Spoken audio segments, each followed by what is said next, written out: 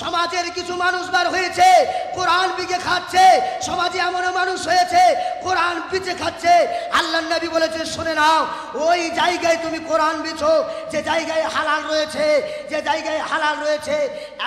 এমনও পরিস্থিতি বর্তমান সমাজে আমরা এমনও পরিস্থিতির মধ্যে পৌঁছেছি কোরআন দিয়ে টাকা কামাতে। কিছু টপিওয়ালা এমন বার হয়েছে এই ইলিম ধর্মটাকে বিচে খাচ্ছে। হুঁশিয়ার, সাবধান। আজ আপনি এই জগতে কোরআন বিকবেন, এই জগতে আপনি ঈমান বিকবে, একদিন আপনাকে ধরা দিতে হবে। আজ মানুষের কাছে মানুষের নজরকে অন্ধ বানাতে পারবে, আখিরাতে আল্লাহকে অন্ধ বানাতে পারে না। আর দুনিয়ার মানুষকে অন্ধ বানিয়েছি, আল্লাহকে অন্ধ বানাতে পারবো না। আল্লাহকে কোনোদিন অন্ধ বানাতে পারবো না। দুনিয়ায় চুরি করেছি, আল্লাহ আপনাকে আমাকে ছাড়বে না। দুনিয়ায় ডাকাতি করেছি, আল্লাহ আপনাকে আমাকে ছাড়বে না।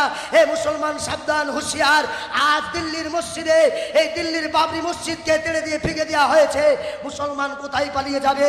কাল আপনার পশ্চিম বাংলার মসজিদকেও ভেঙে দেওয়া হবে, সেদিন আপনি মুখ খুলতে পারবে না। এখনো সাবধান হয়ে যাও। আজ ভারতের পশ্চিম বাংলার সরকার, আপনি একটু হুঁশিয়ার হয়ে যান। আর দিল্লির মসজিদ তেড়ে দিয়ে আপনি রামদেবীর মন্দির করেছেন, একদিন সময় আসবে যেদিন মুসলমান খেপে যাবে, সেদিন আপনি পালিয়ে যাওয়ার রাস্তা পাবেন না। এ মুসলমান সাবধান হয়ে যাও। ইসলাম ধর্মটাকে বাঁচিয়ে রাখার চেষ্টা করো, কোরআনকে বাঁচিয়ে রাখার চেষ্টা করো, মা বোনদের ইজ্জতকে রক্ষা করার চেষ্টা করো। আজ যদি আমাদের মা বোনেরা এই জলসার মজলিসে এসে যদি বাজারে বাজারে যদি রাস্তাঘাটে ধাক্কা দিয়ে ঘুরে, তাহলে এই মা বোনের ইজ্জতের ধর্ষণ হবে না তো কার হবে? এই সমাজ একটু ভেবে চিন্তা করে দেখি। আমি যদি কলা কিনে আনি, সেই কলাটা চোপাটা যদি ছাড়িয়ে বাজারে বসি, ওই কলাটার দাম থাকে না, কারণ ওটার মধ্যে মাছি বসে, ওই কলার দাম থাকে না। যেই কলাটার চোপা লাগানো থাকে, ওই কলাটার দিকে মানুষ বেশি ছুটে। হ্যাঁ কিনা ভাই? যে কলায় চপা লাগানো থাকে সেই কলা বেশি লোক কিনবে না। কলা ছড়া চপ, ওই বিনা যে কলার যে চপাটা ছাড়িয়ে যাচ্ছে ওই কলাটা চাইবে লোক। কোনটা চাইবে ভাই? চপাওয়ালা কলাটা চাইবে তো, ঢাকা লাগানোটা। তো বর্তমান সমাজের আমাদের ঘরের মা বোনেরা সাবধান, হুঁশিয়ার হয়ে যাও। আপনি কলা চপা ছাড়ার মতো বেপরদায়ী যখন রাস্তায় নেমে যাবে, ওই ত্রিপুরার মতো তোমাকে ধরে ধর্ষণ করা হবে। এ মুসলমান ভাইয়েরা আমার, মুসলমান সমাজের বন্ধুরা, আমাদের ঘরের মা বোনদেরকে ইজ্জতে রাখার চেষ্টা করি, পর্দার বাইরে যেতে না দেওয়ার চেষ্টা করি। বর্তমান সমাজ এমন হয়ে গিয়েছে, আজ যখন আমাদের মা বোনদের ধরে ধর্ষণ করা হচ্ছে ত্রিপুরার জমিনে, আসামের জমিনে, গুজরাটের জমিনে আমাদের মা বোনদেরকে ধর্ষণ করা হচ্ছে। চোখের সামনে বাপ দাঁড়িয়ে আছে, নিজের জোয়ান মেয়েকে তুলে নিয়ে মানুষ চলে যাচ্ছে। এ মুসলমান, একটু মিডিয়া আপনি দেখবেন, একটু আপনি খবর দেখবেন বর্তমান সমাজে কি হচ্ছে। মসজিদে আজ আপনার ফিলিস্তিনের জমিনে কি হচ্ছে? মুসলমান, আপনি কি আওয়াজ পাননি? আপনার কি এই আল্লাহ পাক দু চোখে দেখায়নি? ফিলিস্তিনের জমিনে বাচ্চা বাচ্চা ছেলেগুলোকে গুলিতে মেরে ঝান্ডা করে দেওয়া হচ্ছে। এ মুসলমান, এখনো ইসরায়েলের আমরা সমস্ত মাল অর্পণ করে চলছি। আজ কোকাকোলা খাচ্ছি, থামস আপ খাচ্ছি, স্প্রাইট খাচ্ছি, বিভিন্ন রকম সাবান ব্যবহার করতেছি। এ মুসলমান, জায়েজ না জায়েজ বেছে নিয়ে চলো। আজ যদি ইসরায়েলের সঙ্গে চলি, আমাকে একদিন আল্লাহর কাছে জবাব দিতে হবে। এই ভারতের মুসলমান, ইসরায়েলের ব্যক্তি আজ আমাদেরকে বিভিন্ন রকমের প্রোটেকশন দিয়ে আমাদেরকে শেষ রাস্তায় নিয়ে যাচ্ছে, কোকাকোলা দিয়ে আমাদের বুকটাকে ঝাঁঝরা করে দিচ্ছে। এ মুসলমান, সাবধান হয়ে যাও। আমাদেরকে নিয়ে এই ফিলিস্তিনের মসজিদটা দখল করার চেষ্টা করছে। এ মুসলমান, সাবধান হয়ে যাও। আর ফিলিস্তিনের জমিনে জুমার নামাজ পড়ার সুযোগ হচ্ছে না। আজ ফিলিস্তিনের নবী মসজিদে 5 ওয়াক্ত নামাজ পড়ার সুযোগ হচ্ছে না। আজ ফিলিস্তিনের মুসলমান খাওয়া বিনে মারা যাচ্ছে। আজ ফিলিস্তিনের মুসলমান বিনা পানি বিনে মারা যাচ্ছে। এ মুসলমান, পশ্চিম বাংলার মানুষেরা আল্লাহ পাক বড় ভালোবাসে, বড় মোহাব্বত করে। আজও পর্যন্ত আমরা এই মসজিদ পেয়েছি, আমরা মসজিদে জুমার নামাজ পড়তেছি, আমরা মসজিদে এখনো নামাজ পড়তে পারছি, আমরা এখনো টুপি নিয়ে বাজারে যেতে পারছি, আমাদের মা বোনেরা এখনো বেড়াতে পারছে। ফিলিস্তিনের জমিনের মুসলমানরা শুধু বলছে, আল্লাহ মেহদি আলাইহিস সালাতুস সালামকে আপনি পৃথিবীতে পাঠিয়ে দিন। হে মুসলমান, যেদিন লড়াই শুরু হবে, আল্লাহর নবী বলেছে কিয়ামতের শেষ আলামত ফিলিস্তিনের মসজিদকে নিয়ে হবে, বিশাল লড়াই হবে। সেদিন মুসলমানরা সবাই আতঙ্কিত হয়ে যাবে। আজ 52 থেকে 56টা মুসলিম রাষ্ট্র এই ফিলিস্তিনের হয়ে লড়তেছে, এখনো লড়াই চলে যাচ্ছে, কিন্তু লড়াই বন্ধ হয় না। আজকে জেরুজালেমের দখলে মসজিদে আকসা রয়েছে, যে মসজিদে আকসা কোনো বাংলা কিতাবে নয়, স্বয়ং আল্লাহ 30 পারা কোরআনে রয়েছে। কিয়ামতের আলামত ঘোষণা করে দিয়েছে, এই মসজিদে আকসাকে নিয়ে লড়াই হবে। এই মসজিদে আকসার উপরে ঈসা আলাইহিস সালাতু সালামকে আল্লাহ পাক পাঠাবে। এই মসজিদে আকসাতে ঈসা আলাইহিস সালাতু সালাম আসবে। ঈসা আলাইহিস সালাতু সালাম এসে লড়াই করবে। লড়াই করতে করতে করতে কত মুসলমান মরে যাবে। তারপরে ঈসা আলাইহিস সালাতু সালাম রাজত্ব করবে। ওই আপনার দাজ্জালের সঙ্গে লড়াই হবে। কারণ দাজ্জাল এসে বলবে আনা রাব্বুকুমুল আলা, আমি আল্লাহ, আমাকে আল্লাহ বলে মেনে নাও। আমার মতো আপনার মতো এরকম মুসলমান, এই চুনাপুটে মুসলমান সেদিন ওই দাজ্জালকে বলবে, হ্যাঁ তুমি আল্লাহ, তোমাকে আমরা রব বলে মেনে নিলাম। যদি আমি রব মোতাবিক চলি, সেদিন ওই দাজ্জালকে বলবো না, পৃথিবীর জমিনে আমার আল্লাহ ছাড়া আর কেউ দ্বিতীয় আল্লাহ হতে পারে না। এ দাজ্জাল তুমি আল্লাহ নও, তুমি আল্লাহ নও, তোমাকে আল্লাহ বলে মেনে নিতে পারি না। এ মুসলমান সাবধান হয়ে যাও, হুঁশিয়ার হয়ে যাও। আজ বর্তমান সমাজে আমরা দেখতে পাচ্ছি আমাদের রক্ত চুষে, আমাদের রক্ত নিয়ে, আমাদের বাপ গালা সম্পত্তি নিয়ে, আমাদের বাপ গালা সম্পত্তি ওয়াকফ বোর্ড নিয়ে পশ্চিম বাংলার জমিনে এ মুসলমান চোখ বন্ধ করে আছি। বুঝতে পারছি না আমাদের রক্ত নিয়ে তারা খেলতেছে, আমাদের রক্ত নিয়ে তারা খেলতেছে। বুঝতে পারছি না, আমরা দাদাকেও চিনি না, আমরা দাদি দিদিকেও চিনি না, আমরা আব্বাস সিদ্দিকেও চিনি না, আমরা নওশাদ সিদ্দিকেও চিনি না, আমরা আকবর উদ্দিন ওসিকেও চিনি না, আমরা আসাউদ্দিন ওসিকেও চিনি না। আমরা চিনি কাকে? আমার আল্লাহকে। এই পৃথিবীর বড় বাদশা হলো আমার আল্লাহ, এই পৃথিবীর প্রধানমন্ত্রী হলো আল্লাহ, এই পৃথিবীর মুখ্যমন্ত্রী হলো আল্লাহ, PM DM MP MLA SP DSP সব হলো আমার আল্লাহ। পৃথিবীতে যত চুনাপুটে এমপি এমএলএ বিধায়ক আজ যারা রয়েছে, এরা তো আল্লাহর সঙ্গে তুলনা করা যাবে না, এদেরকে ভয় করা যাবে না। ভয় যদি করতে হয় আল্লাহকে ভয় করো। সেদিন ফেরাউন বলেছিল আনা রাব্বুকুমুল আলা, আমি আল্লাহ, তোমরা আমাকে আল্লাহ বলে মেনে নাও। মুসা বলেছিল, আল্লাহ মুসাকে বলেছিল, মুসা দাঁড়াও, ফেরাউনকে আমি আল্লাহ ওই নদীতে ডুবিয়ে শেষ করব। যে ফেরাউন বলেছে আমি আল্লাহ, অহংকার করেছে, ওতে আমি ফেরাউনকে ধ্বংস করে দেব। আজও পর্যন্ত ফেরাউনের লাশ মিশরের জমিনে একটা পোকা, একটা মাকড়, একটা কীট, কিছু জিনিস তারে টাচ করে না, তাকে এত নফরত করেছে। এ মুসলমান একটু আপনি ধৈর্য নেন, দেখবেন ফেরাউন আজ মিশরে পিরামিডের ভিতরে কোনো পোকামাকড় কি নাই, ছুঁয়ে না। সেদিন এই দাজ্জাল এই মন্ত্রীদেরকেও আল্লাহ এরকম অপমানিত করবে, এরকম লাঞ্ছিত করবে, অপমান জুতার মার খাওয়াবে। নমরুদকে ন্যাংরার মশার দিয়ে পেনানি খাইয়েছিল, জুতার মার খেয়ে খেয়ে নমরুদ শেষ হয়েছে। দাজ্জাল বলেছিল, সাদ্দাত বলেছিল আমি আল্লাহর জান্নাতে যাব না।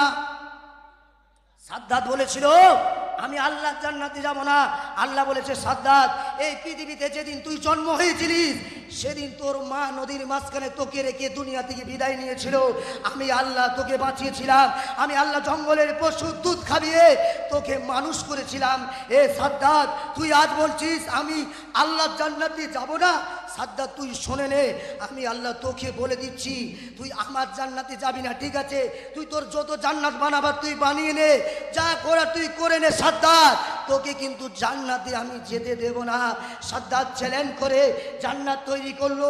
পৃথিবীতে এমন কোনো পাথর বাকি নেই, পৃথিবীতে এমন কোনো বেহায়া নারী বাকি নেই, সবকে নিয়ে এসে জান্নাতের ভিতরে সাজিয়ে দিয়ে সাদ্দাত যখন জান্নাতে ঢুকবে, পা রাখতে গিয়েছে, মালাকুল মউত এসে বলছে সাদ্দাত তুমি দাঁড়িয়ে দাও, তুমি দাঁড়িয়ে যাও। সাদ্দাত বললে তুমি কে? তোমাকে তো চিনতে পারলাম না।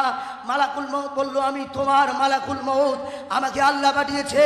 ওদের সাদ্দাত তোমাকে এই মুহূর্তে এখান থেকে আমার সঙ্গে চলে যেতে হবে আল্লাহর দরবারে, তোমার জানটাকে কবজ করার জন্য আমি এসেছি। মালাকুল মউতের কথা শুনে সাদ্দাত বলেছিল হে মালাকুল মউত, তোমার কাছে একটাই অনুরোধ, আমি সেদিন বলেছিলাম আল্লাহর জান্নাতে যাব না, কিন্তু আজকের একটাই কথা বলবো, 1 সেকেন্ড সময় দেওয়া হোক, আমি শুধু আমার নিজের হাতে তৈরি জান্নাতটা দেখবো। সাদ্দাতকে বলেছিল না, তোমাকে সেই সুযোগ দেওয়া হবে না। এ মুসলমান, আল্লাহ বলেছে ধৈর্য নাও। এ মুসলমান, আল্লাহ বলেছে তুমি একটু সবুর করো, নিশ্চয়ই সবুরের ফল পাবে। আজ তোমার ধর্ম নিয়ে যারা খেলছে, আজ আমাদের কোরআন নিয়ে যারা খেলছে, আজ যারা আমাদের ইজ্জত, আজ ইংরেজের জামানার আগের থেকে বাবরি মসজিদ রয়েছিল, আজও পর্যন্ত ইংরেজের জামানার মানুষও ধ্বংস করতে পারে না। এই জুলুম বাদশা, এই দাজ্জাল বাদশা, এই নিপীড়ন বাদশা, এই হারামখোর বাদশা যখন এই আমাদের মসজিদের এই বাবরি মসজিদ ধ্বংস করে আজ ওইখানে রামনবমীর মন্দির বানিয়েছে, এ মুসলমান সাবধান হয়ে যাও, একদিন সময় আসবে, সবুর হয়ে যাও, আজ তুমি ধৈর্য বেঁধে নাও, একদিন সময় আসবে। আমি মায়ের দুধ খেয়ে বলছি, আজ মায়ের দুধ খেয়ে বলছি, है कोई माय का लाल, है कोई माय का लाल। পশ্চিম বাংলায় বহু জায়গায় আমি বুক ফুলিয়ে কথা বলি, ভয় কাউকে করি না, ভয় করি আমার আল্লাহকে। আমি ভয় না করার কারণে কত মানুষ আমাকে নিন্দা করে, কত মানুষ আমাকে খারাপ বলে, যে এর মুখ অনেক অনেক বড় কথা বলে, বড় কথা নয়। আজ মুসলমান একটু ভাববেন, একটা সামান্য মাদ্রাসার গাড়ি যখন রাস্তায় দুর্ঘটনা হয়ে আজ মুসলমান যদি না সাথ দিতে পারি, এ মুসলমান আজ ধর্মকে আমি সবার কাছে বিকে দিলাম, একদিন এই ধর্ম তোমারে বাঁচাবে, এই ধর্ম তোমাকে বাঁচাবে। যেদিন ভারতবর্ষের জমিনে ইংরেজির সঙ্গে লড়াই হলো, ইংরেজের মানুষ বলল এই ভারতের জমিনে কোরআন রাখা যাবে না, কোরআন রাখা যাবে না, কোরআনকে জ্বালিয়ে দেওয়া হোক, কোরআনকে ধ্বংস করে দেওয়া হোক। ইংরেজের মানুষকে ভারতের এই চুনোপুটো ইমামরা বলেছিল, মৌলবীরা বলেছিল, এই মাদ্রাসার বাচ্চারা বলেছিল, ইংরেজ সরকার আপনি সাবধান হয়ে যাও, সাবধান হয়ে যাও, কোরআন জ্বালিয়ে দিবে, কোরআন পুড়িয়ে দিবে, কোরআন ধ্বংস করে দিবে, কোরআন ভারতে বন্ধ হবে না। ইংরেজের মানুষ বলেছিল, সেটা কেমন করে হতে পারে?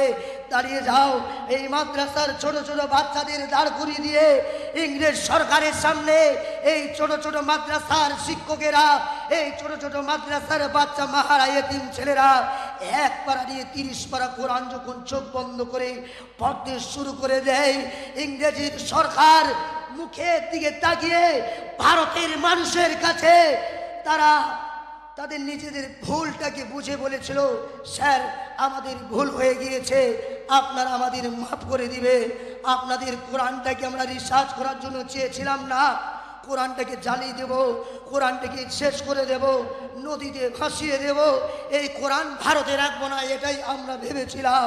কিন্তু এরকম কোরআন যদি হাজারো জ্বালিয়ে দেওয়া হয়, এরকম কোরআন যদি হাজারো পুড়িয়ে দেওয়া হয়, এই ভারতের জমিনে ইসলাম বন্ধ হবে না, কোরআনের গাছ বন্ধ হবে না। হে মুসলমান সাবধান হয়ে যান।